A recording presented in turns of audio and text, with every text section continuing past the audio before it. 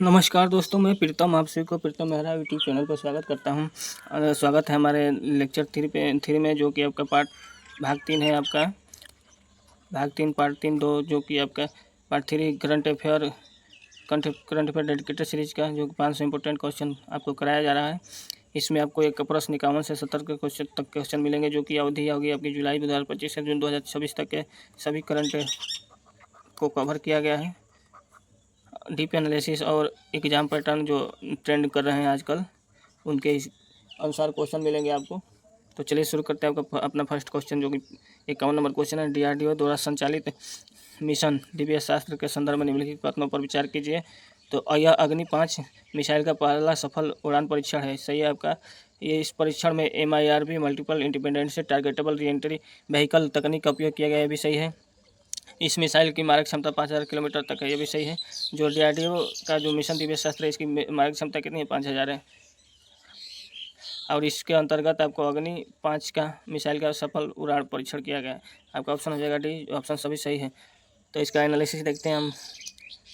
Mission Divya शास्त्र तीनों पूरी तरह से सत्य है। MIRV तकनीक, इस तकनीक से एक ही मिसाइल अग्नि 5 अलग अलग स्थानों पर कई परमाणु वॉरहेड्स हथियारों को एक साथ गिरा सकती है। भारत इस तकनीक को हासिल करने वाला दुनिया का 6ठा देश बन गया। अमेरिका, रूस, चीन, फ्रांस और यूके के बाद क्या बना? भारत क्या बन गया? 6ठा। पहले पर फर्स्ट पे क्या है आपका? अमेरिका है, दूसरा पर रूस है, तीसरा पर चीन है, और चौथा पर फ्रांस है, और पांचवा पर आपका यूके है, और छठा पे आपका क्या है? इंडिया। ठीक। यह परीक्षा डॉक्टर APJ अब्दुल कलाम द्वीप उड़ीसा में किया गया है। APJ अब्दुल कलाम द्वीप कहाँ है आपका? उड़ीसा में, वहाँ पे किया गया है। चलिए आगे बढ़ते हैं। बिहार के प्रमुख महोत्सव फेस्टिवल उनका स्थान जिलों का सम्मिलित करें। ठीक। तो चलिए, मंदार महोत्सव, थावे महोत्सव, उग्रतारा महोत्सव, राजगीर महोत्सव।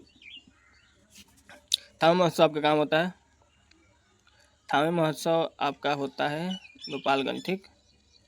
थावे महोत्सव गोपालगंज, यह हो गया एक, बी का एक। और राजगीर महोत्सव आपका होता है कहाँ पे? नालंदा। ठीक। 3 1 3 एक रखिए। बी का एक कहाँ है? बी का एक यहाँ पे है, एक इसमें नहीं है, इसमें नहीं है, इसमें है। और राजगीर महोत्सव नालंदा में आपका 3 कहाँ पे है? 3 डी का 3, डी का 3 इसमें भी है। चलिए फिर आगे देखते हैं। आपका उग्रतारा महोत्सव आपका कहाँ पे होता है? उग्रतारा महोत्सव 4, यानी कि सहरसा में होता है। सी का 4, यहाँ पे सी का 2, तो का गलत हो गया, तो आपका ऑप्शन ए हो गया। ऑप्शन ए सही। थावे महोत्सव कहाँ होगा? थावे महोत्सव कहाँ जा रहा है जी? थावे महोत्सव आपका गोपालगंज, और उग्रतारा महोत्सव सहरसा, राजगीर महोत्सव नालंदा, और मंदार महोत्सव बांका। 2 1 4 3। ठीक। 2 1 4 3। आगे बढ़ते हैं, एनालिसिस देखते हैं इसका। Tip analysis. बिहार के महोत्सव। पर्यटन को बढ़ावा देने के लिए बिहार सरकार द्वारा आयोजित मंदार महोत्सव बांका। मंदार पर्वत बौसी मेला के लिए प्रसिद्ध है। मंदार पर्वत क्या? बौसी मेला। बौसी मेला के लिए क्या प्रसिद्ध है? थावे क्या है? गोपालगंज में थावे भवानी मंदिर के प्रांगण में होता है। उग्रतारा महोत्सव सहरसा में महिषी स्थित माँ उग्रतारा शक्तिपीठ में होता है। और राजगीर महोत्सव नालंदा के अंतर्राष्ट्रीय स्तर पर सांस्कृतिक कार्यक्रम है नालंदा में राजगीर महोत्सव होता है। चलिए अगला क्वेश्चन बढ़ते हैं हम। 53 पर्यावरण संरक्षण के लिए स्थापित अंतर्राष्ट्रीय big cat alliance, international big cat alliance IBCA का मुख्यालय कहाँ स्थित है? IBCA का मुख्यालय कहाँ स्थित है? Nairobi, Kenya, Geneva, Switzerland, Pretoria दक्षिण अफ्रीका, और नई दिल्ली भारत। तो इसका IBCA का आपका स्थित है नई दिल्ली भारत में। IBCA का मुख्यालय नई दिल्ली भारत में स्थित है। चलिए एनालिसिस इसका देखते हैं, इसके बारे में देखते हैं हम। इसकी शुरुआत भारत के प्रधानमंत्री नरेंद्र मोदी द्वारा की गई। इसका मुख्यालय नई दिल्ली भारत में स्थित है। IBCA की शुरुआत प्रधानमंत्री नरेंद्र मोदी ने किया। दुनिया की 7 प्रमुख बिग कैट यानी बाघ, शेर, तेंदुआ, हिम तेंदुआ, चीता, जगुआर, प्यूमा का संरक्षण करने के लिए IBCA का स्थापना किया गया। भारत सरकार ने 2023-24 से 2027-28 तक 5 वर्षों के लिए इसके सहयोग हेतु 150 करोड़ बजट आवंटित किया है। भारत ने कितना? 150 करोड़ का बजट आवंटित किया है 2028 तक के 5 वर्षों के लिए, 2023 से 28 तक। अंतर्राष्ट्रीय सौर गठबंधन ISA के बाद भारत के नेतृत्व वाला दूसरा प्रमुख वैश्विक संगठन है। ICA के बाद से ये क्या, IBCA क्या है, दूसरा संगठन है, भारत द्वारा नेतृत्व किया जो जा रहा है उसमें ये दूसरा है। और पहला क्या है आपका ICA है, यह जो अंतर्राष्ट्रीय सौर संगठन, और इंटरनेशनल बिग कैट अलायंस दूसरा है विश्व में। तो 54 नंबर क्वेश्चन आपका क्या कर रहा है, भारत के मुख्य न्यायाधीशों चीफ जस्टिस और उनके पदग्रहण का पहले से बाद में व्यवस्थित करें। Justice Sanjeev Khanna, justice DY Chandrachud, justice BR Gavai. आपका हो जाएगा क्या, इनको तो फिलहाल में किया गया है नियुक्त। जिस खन्ना के बाद से आपके BR गवई आए हैं और चंद्रचूड़ के बाद से आपके खन्ना आए हैं। तो पहले हो जाएगा 2, उसके बाद हो जाएगा 1, उसके बाद क्या होगा 3। तो आपका ऑप्शन हो जाएगा ये सही। चलिए एनालिसिस देखते हैं इसका, कब ये लोग नियुक्त किए गए। तो 50वां जो CGI थे आपका जस्टिस DY चंद्रचूड़, जो नवंबर 2022 से 2024 तक रहे। और 51वां CGI जो थे आपका जस्टिस संजीव खन्ना, नवंबर 2024 से लेकर मई 2025 तक रहे। और 52वां जो CGI जस्टिस BR गवई हैं, जो मई 2025 से पदभार ग्रहण किए हैं।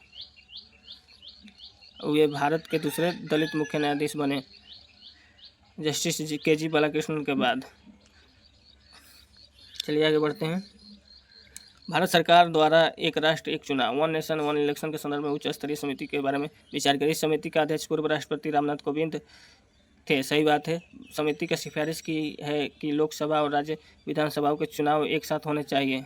ये बात सही है, दोनों एक साथ होने के लिए इसलिए 1 नेशन और 1 इलेक्शन समिति बनाए के बारे में विचार समिति है।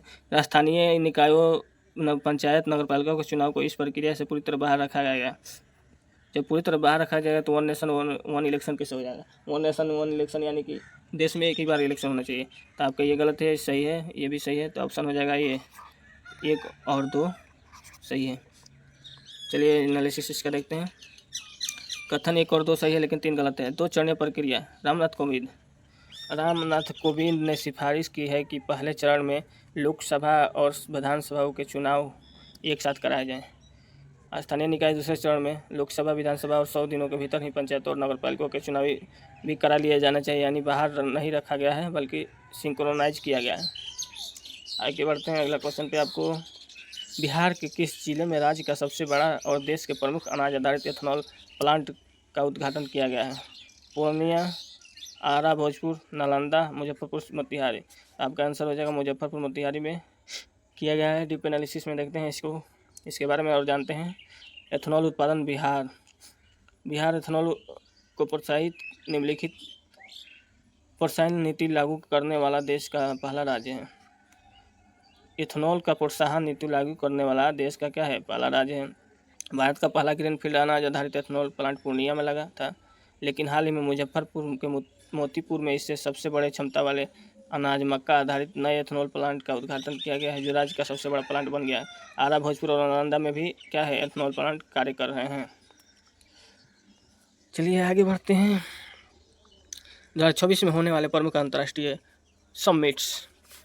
सम्मेलनों को उनके मेजबान देशों से सम्मिलित करें। G20 शिखर सम्मेलन, G7 शिखर सम्मेलन, COP31 जलवायु सम्मेलन, ब्रिक्स शिखर सम्मेलन। G20 शिखर सम्मेलन आपका कहाँ हुआ, G20 हुआ 4 संयुक्त राज्य अमेरिका, और G7 हुआ आपका फर्स्ट कहाँ पे, फ्रांस में हुआ। और COP30 आपका हुआ दूसरा ऑस्ट्रेलिया में, 31 COP31 ऑस्ट्रेलिया में हुआ। और ब्रिक्स शिखर सम्मेलन हुआ तीसरा आपका ब्राज़ील में। तो आपका ऑप्शन हो जाएगा 4, ए ऑप्शन हो जाएगा, ए का पहला, चौथा, बी का पहला, सी का दूसरा और डी का तीसरा। चल के डीप एनालिसिस में इसको देखते हैं। डीप एनालिसिस में क्या है, वैश्विक शिखर सम्मेलन 2026 की भू राजनीति के लिहाज से महत्वपूर्ण आयोजन। G20 2026 संयुक्त राज्य अमेरिका USA में आयोजित होगा। USA में क्या आयोजित हुआ, G20 2026 संयुक्त राज्य अमेरिका में आयोजित होगा। G7 2026 फ्रांस इसकी मेजबानी करेगा। और COP31 2026 यह ऑस्ट्रेलिया और प्रशांत महासागरीय देशों के बीच मेजबानी में होगा। ब्रिक्स 2026 रोटेशन के अनुसार यह ब्राज़ील में निर्धारित है। ब्रिक्स कहाँ पे? ब्राज़ील में। और COP31 ऑस्ट्रेलिया। और ये क्या है? G7 France. और G20 2026 आपका हो रहा है USA। चलिए आगे बढ़ते हैं। वायुसेना द्वारा आयोजित तरंग शक्ति युद्ध अभ्यास के संबंध में कथनों विचार करें। यह भारत में आयोजित अब तक का सबसे बड़ा बहुराष्ट्रीय मल्टीनेशनल हवाई अभ्यास है। सही बात है। इसमें अमेरिका, फ्रांस और जर्मनी सहित कई देशों की वायुसेना ने भाग लिया। सही है। यह केवल एक नैसैनिक नेवल एक्सरसाइज है जिसे बंगाल की खाड़ी में किया गया है। गलत है। नेवल एक्सरसाइज केवल बोल दिया पर नेवल एक्सरसाइज से या यहाँ पे भारतीय वायुसेना द्वारा आयोजित तरंग शक्ति बोला जाएगा। तो ये क्या होगा? गलत है। तो कैंसर हो जाएगा ये। चलिए डीप एनालिसिस में देखते हैं इसको। डीप एनालिसिस में है आपका कथन 1 और 2 सही है तरंग शक्ति के अभ्यास में, और तीन गलत है। तरंग शक्ति है कि हवाई एयर एक्सरसाइज है, नौसैनिक नहीं है। ठीक, नौसैनिक नहीं है। इससे भारतीय वायुसेना IF ने 2 चरणों में सुलूर तमिलनाडु और जोधपुर राजस्थान एयरबेस पर आयोजित किया। 2 चरणों में किया है। पहला सुलूर तमिलनाडु और दूसरा आपका जोधपुर राजस्थान में किया के एयरबेस पर आयोजित किया। इसमें 10 से अधिक देशों की वायुसेनाओं ने लड़ाकू विमानों के साथ भाग लिया, जो भारत की बढ़ती रक्षा कूटनीति का प्रमाण है। आधुनिक भारत की प्रमुख ऐतिहासिक घटनाओं को उनके घटित होने के कारण को व्यवस्थित करें। BPSC फेवरेट क्वेश्चन है। देखिए तो बिहार पीठ की स्थापना, चंपारण सत्याग्रह, स्वराज दल का गठन, पटना विश्वविद्यालय की स्थापना। आपका इसका आंसर होगा ए 2, 4, 1 और 3।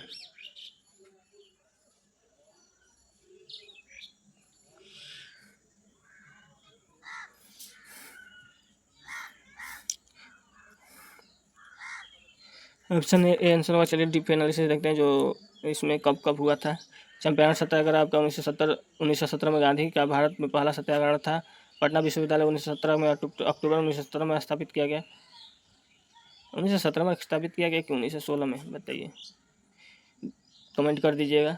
बिहार विद्यापीठ 1921 में असहयोग आंदोलन के दौरान गांधी जी द्वारा स्थापित किया गया। सही बात है। स्वराज दल 1923 में CR दास और मोतीलाल नेहरू द्वारा स्थापित किया गया। चलिए आगे बढ़ते हैं। भारत का अंतरिक्ष अनुसंधान संगठन इसरो और जापान की एजेंसी JAXA का संयुक्त चंद्र अन्वेषण मिशन के नाम से जाना जाता है। सही, इसका आंसर हो जाएगा क्या? आर्टेमिस, निसार, मंगलयान 2 और लुपेक्स। इसका सही आंसर है आपका लुपेक्स जो है संयुक्त JAXA और इसरो का संयुक्त चंद्र अन्वेषण है। डीप एनालिसिस देखते हैं। चलिए डीप एनालिसिस में लुपेक्स मिशन के बारे में क्या बताया गया है। लुपेक्स का अर्थ है लूनर पोलर एक्सप्लोरेशन मिशन, चंद्र ध्रुवीय अन्वेषण मिशन। इसरो भारत और JAXA यानी कि जापान का जो JAXA है और भारत का इसरो है, दोनों ने संयुक्त मिलकर 2025 और 26 के लिए लक्षित किया गया है। इसमें जापानी रॉकेट H3 और रोवर का उपयोग होगा, जबकि लैंडर सिस्टम इसरो द्वारा विकसित किया जाएगा। उद्देश्य चंद्रमा के दक्षिणी ध्रुव पर पानी और अन्य सभी संसाधनों का पता लगाना है, मात्रा का पता लगाना है। चलिए आगे बढ़ते हैं अगला क्वेश्चन पे। हाल ही में घोषित राष्ट्रीय स्तर के महत्वपूर्ण दिवसों को उनकी तिथियों में सम्मिलित करें। राष्ट्रीय अंतरिक्ष दिवस, भाला फेंक दिवस, जनजातीय गौरव दिवस और वीर बाल दिवस। वीर बाल दिवस आपका क्या 26 दिसंबर को मनाया जाता है, 26 दिसंबर। और जनजातीय, चलिए भाला फेंक आपका 7 अगस्त और 23 अगस्त को आपका अंतरिक्ष, 23 अगस्त को अंतरिक्ष। और वीर बाल दिवस 26 दिसंबर। जनजातीय गौरव दिवस 15 नवंबर। तो आपका क्या हो जाएगा आंसर? 23 अगस्त, पहला का 23 अगस्त यानी कि 2, और दूसरा का भाला फेंक 7 अगस्त यानी क्या है ये 4, और जनजातीय गौरव दिवस 15 को तो ये 1, और वीर बाल दिवस 26 दिसंबर को, तो ये क्या हो जाएगा आपका? वीर बाल दिवस 26 दिसंबर 3। डी का तीसरा। और ये गलत हो गया। अब यहाँ पे देखिए सी का पहला ये तो छट गया था, ये भी छट जाएगा। अब यहाँ पे हो जाएगा राष्ट्रीय अंतरिक्ष दिवस 23 अगस्त यानी कि 2, एक का दूसरा ये गया। अब आंसर हो जाएगा ये। वीर बाल दिवस आपका क्या होता है? 26 दिसंबर। चलिए अगर डीप एनालिसिस देखते हैं। अंतरिक्ष दिवस आपका 23 अगस्त को चंद्रयान 3 के सफल लैंडिंग के उपलक्ष्य में मनाया जाता है। उसी दिन घोषित किया गया। भाला फेंक दिवस 7 अगस्त को नीरज चोपड़ा ने ओलंपिक में स्वर्ण पदक की याद में शुरू किया गया। और जनजातीय गौरव दिवस 15 नवंबर को, जो कि भगवान बिरसा मुंडा की जयंती पर मनाया जाता है। और वीर बाल दिवस जो 26 दिसंबर को गुरु गोविंद सिंह जी के साहिबजादों के शहादत के नमन में किया जाता है। चलिए आगे बढ़ते हैं। बिहार सरकार की मुख्यमंत्री ग्रामीण सोलर स्ट्रीट लाइट योजना के बारे में विचार करते हैं। यह 7 निश्चित 2 कार्यक्रम का प्रमुख हिस्सा है। इसके तहत राज्य की हर पंचायत में प्रत्येक वार्ड में सोलर लाइटें लगाई जा रही हैं। इन सोलर लाइटों के रखरखाव की जिम्मेदारी बिहार नवीनकरण ऊर्जा विकास अभिकरण को सौंपी गई है। यह 7 निश्चित 2 के कार्यक्रम का एक प्रमुख हिस्सा है। बात सही है। 7 निश्चित 2 में शुरू किया गया है। इसके तहत राज्य की हर पंचायत पर प्रत्येक वार्ड में सोलर लाइट लगाई जा रही है। ये भी सही है। और इन सोलर लाइटों के रखरखाव की जिम्मेदारी बिहार नवीनकरण ऊर्जा अभिकरण को सौंपी गई है। ये भी सही है। तो आपका आंसर हो जाएगा तीनों सही, ऑप्शन डी सभी सही है। चलिए आगे बढ़ते हैं। डीप एनालिसिस में देखते हैं। इस योजना का लक्ष्य ग्रामीण बिहार की रातों को सुरक्षित और रोशन बनाना है। प्रत्येक वार्ड में औसतन 10 लाइटें लगाई जानी हैं। रख रखाव यानी ब्रिएडा 5 वर्षों तक इन लाइटों के रख रखाव और वारंटी को सुनिश्चित करेगा। यह राज्य के कार्बन फुटप्रिंटिंग को कम करने में एक बड़ा कदम है। ग्रीष्मकालीन ओलंपिक खेलों का आयोजन सही करण वर्तमान में Los Angeles USA, Paris France, Brisbane Australia. इसका उत्तर है आपका 2 1 3 यानी कि 2 1 3 पहले फ्रांस पेरिस में हुआ, पेरिस हुआ, उसके बाद से क्या लॉस एंजिल्स, उसके बाद से आपका ब्रिस्बेन ऑस्ट्रेलिया। चलिए डीप एनालिसिस में देखते हैं कब कब हुआ। 2024 में पेरिस फ्रांस का 33वां ओलंपिक खेल संपन्न हुआ। और 2028 में लॉस एंजिल्स यूएसए का 34वां खेल। यहाँ क्रिकेट भी शामिल किया गया है। 2028 में क्रिकेट भी शामिल किया गया। 2032 में ब्रिस्बेन ऑस्ट्रेलिया 35वां खेल होगा। और 2036 में ओलंपिक की मेजबानी अहमदाबाद के लिए आधिकारिक रूप से लगाई गई है भारत द्वारा। भारत 2036 में ओलंपिक का अहमदाबाद में मेजबानी करेगा। और 2032 में ब्रिस्बेन ऑस्ट्रेलिया में होगा। और 2028 में लॉस एंजिल्स यूएसए में होगा। इसमें क्या किया जाएगा, क्रिकेट शामिल किया जाएगा 2028 में। और 2024 में पेरिस फ्रांस में 33वां ओलंपिक संपन्न हो गया है। चलिए आगे बढ़ते हैं। बिहार सरकार की मेजबानी महत्वाकांक्षी योजना। बिहार सरकार की महत्वाकांक्षी योजना हर घर गंगा जल के दूसरे चरण में हाल ही में किस जिले को शामिल किया गया है? गया, नालंदा, औरंगाबाद, नवादा। आपका नवादा आंसर होगा।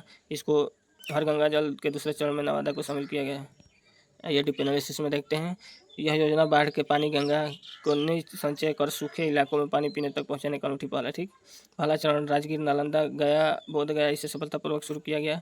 दूसरा चरण अभी से इस योजना को विस्तार देते हुए नवादा जिले में भी गंगा का पवित्र जल पहुंचाया गया है। यह यूएन द्वारा सराही गई जल जीवन हरियाली अभियान का एक हिस्सा है। भारत के नए आपराधिक कानूनों के संदर्भ में कथनों विचार किया। भारत का न्याय संहिता बीएनएस ने पुराने भारतीय दंड संहिता आईपीसी 1860 को स्थान ले लिया। सही है। नए कानून 1 जुलाई 2024 से पूरे देश में लागू हो गए। सही बात है। और नए कानून में राजद्रोह की धारा को समाप्त कर दिया गया है। ये भी सही है। आपका ऑप्शन 3 हो जाएगा। सभी सही है। चलिए डीप एनालिसिस में देखते हैं इनके बारे में। तीनों कथन सही। औपनिवेशिक युग के कानून, तीनों कानूनों को बदला गया है। बीएनएस भारतीय न्याय संहिता इसने आईपीसी 1860 की जगह ली है। इसमें राजद्रोह सेक्शन 124 को हटाकर देशद्रोह या राज्य के खिलाफ अपराध जोड़ा गया है। बीएनएस भारतीय नागरिक सुरक्षा संहिता, इसने सीआरपीसी 1898 की जगह ली है। बीएनएस जो है बीएनएसएस आपका सीआरपीसी 1898 की जगह ली है। और बीएसए भारतीय साक्ष्य अधिनियम, इंडियन एविडेंस एक्ट 1872 का जगह लिया है। संकटग्रस्त देशों में भारतीयों को निकालने के लिए चलाए गए ऑपरेशन को सम्मिलित करना है। Operation Ajay, operation Kaveri, operation Karuna, operation Ganga. Operation Ganga जो था आपका क्या था, यूक्रेन और रूस में। डी का चौथा ये लोग खत्म ये गए। और ऑपरेशन अजय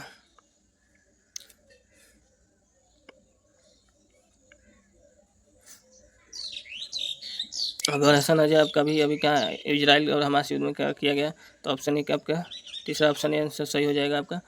तो ए का हो जाएगा तीसरा, और बी का हो जाएगा पहला, और सी का हो जाएगा दूसरा, और डी का हो जाएगा चौथा।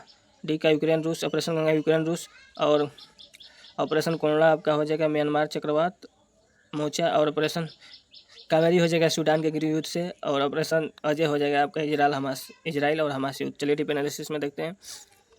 ऑपरेशन अजय इजराइल हमास संग्रह के दौरान भारतीयों को वापसी लाने के लिए किया गया, रेस्क्यू किया गया। और ऑपरेशन कैवरी सूडान में सेना और सैनिक बलों की लड़ाई के बीच भारतीयों को निकालने के लिए किया गया। ऑपरेशन कोरोना मोर्चा चक्रवात के प्रभावित म्यांमार की मदद के लिए किया गया। ऑपरेशन गंगा यूक्रेन युद्ध के दौरान छात्रों को निकालने के लिए। और तुर्की भूकंप में ऑपरेशन दोस्त किया, याद रखना, तुर्की भूकंप में ऑपरेशन दोस्त चलाया गया था। तो आगे बढ़ते हैं। बिहार के चौथे कृषि road map, fourth agriculture road map की अवधि ड्यूरेशन क्या है, निर्धारित की गई है? 2022 से 27, 24 से 29 और 25 से 30। और बी क्या है आपका? 23 से 28। आपका ऑप्शन बी हो जाएगा 23 से 28 जो है बिहार के चौथे कृषि रोड मैप यानी फोर्थ एग्रीकल्चर रोड मैप की अवधि 2023 से 28 तक 5 वर्षों के लिए किया गया है, निर्धारित किया गया है। डीप एनालिसिस देखते हैं इसके बारे में। बिहार का चौथा कृषि रोड मैप, इसकी अवधि 1 अप्रैल 2023 से 31 मार्च 2023 तक यानी 2023 से 28 तक है। इसका उद्घाटन राष्ट्रपति द्रौपदी मुर्मू द्वारा पटना में किया गया। पटना में किया गया। मुख्य फोकस जलवायु अनुकूल, क्लाइमेट रेसिलिएंट एग्रीकल्चर और फसल के विविधीकरण पर है। इससे मोटे अनाज यानी मिलेट्स, दलहन तिलहन के उत्पादन बढ़ाने के लिए 1.62 लाख करोड़ रुपए खर्च किए जाएंगे। अगले क्वेश्चन पढ़ते हैं। अंतर्राष्ट्रीय मुद्रा कोष IMF और विश्व बैंक वर्ल्ड बैंक के अनुसार विश्व वर्ष 2025-26 के लिए भारत की GDP वृद्धि दर के संबंध में विचार करें। IMF ने 2025 से 26 के लिए भारत की वृद्धि दर अनुमान 6.5% से 60% के बीच रखा। सही बात है। भारतीय दुनिया के सबसे तेज़ी से बढ़ती प्रमुख अर्थव्यवस्था बना है भारत, ये भी बात सही है। भारत को 2027 तक दुनिया की तीसरी सबसे बड़ी अर्थव्यवस्था बनने का लक्ष्य रखा गया है। 2027 तक सबसे बड़ी अर्थव्यवस्था बनने का लक्ष्य भी रखा गया है, यानी कि तीनों सही है। आपका ऑप्शन डी हो जाएगा, 1, 2 और 3 सभी सही है। चलिए डीप एनालिसिस देखते हैं इसके बारे में। GDP ग्रोथ वैश्विक मंदी के बावजूद भारत की वृद्धि कितना है? 6.5 से लेकर 7% के आसपास बनी हुई है, जो प्रमुख अर्थव्यवस्था में सर्वाधिक है। तीसरी बड़ी अर्थव्यवस्था भारत का लक्ष्य 2027 तक जापान और जर्मनी को पीछे छोड़कर US और चीन के बाद तीसरी बड़ी अर्थव्यवस्था यानी $5 ट्रिलियन बनना है। चलिए अगला क्वेश्चन पढ़ते हैं। बिहार के विशिष्ट GI टैग पर प्राप्त उत्पादों को उनके संबंधित कला शिल्प श्रेणी से सम्मिलित करें। सिक्की ग्रास, सुजनी, बावनी बुट्टी, मधुबनी पेंटिंग तो सबको पता है, जो क्या दीवारों पर किया जाता है। मधुबनी पेंटिंग आपका दीवारों पर किया जाता है। डी का तीसरा, डी का चौथा, डी का पहला और डी का दूसरा। ये कट गया, आपका ऑप्शन हो जाएगा ये। तो चलिए मधुबनी पेंटिंग हो गया। ए का दूसरा जो कि आपका घास से बनी कलाकृति है, और सुजनी है जो कि काशीदारी से होगा, और बावनी बूटी आपका हो जाएगा हथकरघा, और मधुबनी पेंटिंग दीवारों पर किया जाता है, कैनवास पेंटिंग है। चलिए इसके बारे में डीप एनालिसिस देखते हैं। बिहार की कला और GI टैग। सिक्की ग्रास, इसे गोल्डन ग्रास कहा जाता है। उत्तर बिहार में इसे टोकरी और खिलौने बनाए जाते हैं। सुजनी कला, यह पुराने कपड़ों को धागे से जोड़कर बनाई जाती है। बनाई जाने वाली खूबसूरत काशीदार है। बावनी बूटी नालंदा यानी बिहार शरीफ की प्रसिद्ध हथकरघा साड़ी जैसे बौद्ध प्रतीकों की 52 बूटियाँ होती है। मधुबनी पेंटिंग मिथिला क्षेत्र में विश्व रूप से प्रसिद्ध चित्रकला है। भारत के 75वें गणतंत्र दिवस 26 जनवरी 2024 के मुख्य अतिथि कौन थे, जिनकी कूटनीति यात्राओं की चर्चा 2025-26 में भी रही? जो Biden, Abdel Fattah al Sisi, Anthony Albanese, Australia Emmanuel Macron. आपका आंसर हो जाए जो फ्रांस के इमैनुअल मैक्रोन थे, राष्ट्रपति यानी कि प्रेसिडेंट थे। ये 75वें गणतंत्र दिवस यानी 26 जनवरी 2024 के मुख्य अतिथि थे। डीप एनालिसिस देखते हैं। फ्रांस के राष्ट्रपति इमैनुअल मैक्रोन 2024 के गणतंत्र दिवस पर मुख्य अतिथि थे। यह छठी बार था जब किसी फ्रांसीसी नेता ने गणतंत्र दिवस पर मुख्य अतिथि के रूप में भाग लिया। भारत और फ्रांस के बीच रक्षा, राफेल, अंतरिक्ष और स्वच्छ ऊर्जा के क्षेत्र रणनीतिक साझेदारी बहुत गहरी है। 2023 में मिस्र के राष्ट्रपति अल सीसी मुख्य अतिथि थे। तो आपका भाग 3 खत्म हुआ, जो कि 17 प्रश्न पूर्ण हुए। इसमें इस बेहतरीन कंटेंट के लिए चैनल को सब्सक्राइब जरूर करें, लाइक करें और शेयर करें, कमेंट करें। वीडियो देखने के लिए, यहाँ तक आने के लिए बहुत बहुत धन्यवाद। तो मिलते हैं अगले लेक्चर में, जो कि आपका होगा पार्ट 4।